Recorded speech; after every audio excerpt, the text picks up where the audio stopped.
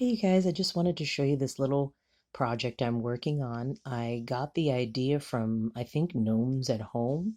She uses these drink holders that you get from fast food, and we had one laying around. So you just tear them up into little squares or rounds or different pieces or whatever, and then you put them all together. She put hers on she used a round piece of cardboard and made like a stone floor.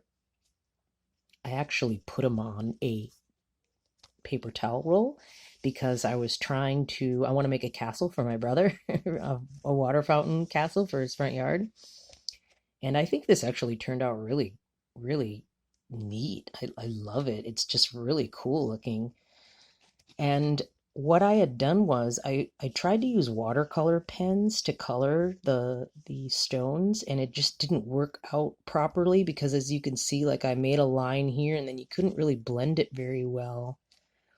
So I ended up using what she used, which was the pastel chalks. And then you just sort of, put the pastel chalk on there and blend it in with water. And actually, this took me way too long to make, you guys.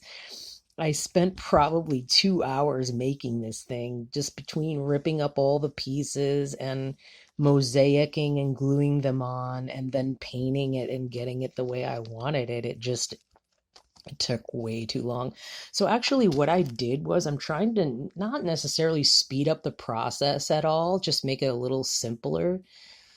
Because as you know, or may not know, as you do a craft over and over again, you just get better at it, and the process goes quicker every time. So what I did was I looked in my stash and I found this netting, because what I want to do is I wanted to make little, these little square stone walls on netting so that then I could, transfer them onto the rolls a lot easier. So if you can see, here's my other roll. I don't have it with me.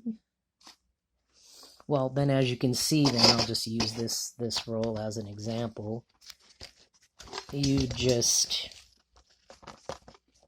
I'm trying to hold the phone while I'm filming at the same time. So then you just, roll this over and glue it on and then paint it.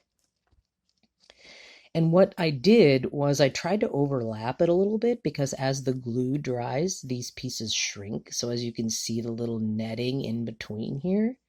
But I'm not really too worried about that as long as it looks cool, because as you can see, I had a lot of spaces in between here. I covered this with masking tape first, and I had a lot of spaces in between here. And what I did was I used the gray pastel chalk and I scraped a bunch up, and then just used a paintbrush and took a bunch of the powder and put it in the cracks, and then just added water and sort of blended it in a little bit. Anyways, I really like the effect. I really like how it turned out a lot. I'm just so pleased with it. So yeah, that's my little castle thing I'm making. And then here's the netting, and I made little 6x4. These are 6x4 squares of the netting with the stuff adhered, glued to it. I just used regular tacky glue. You can use whatever kind of glue you want. I had to use gloves because I'm allergic to this glue, and I shouldn't even be breathing it in either, because it could give me a migraine for a few weeks. The challenge is I love to craft, but I have to have special glue because of my MI allergy, and I don't always use it. So it just, I run the risk of having a migraine for 3 days if I don't ventilate the space very well, which I did not do the last couple of days. But anyways, this looks really dry because I still have to go over it with glue.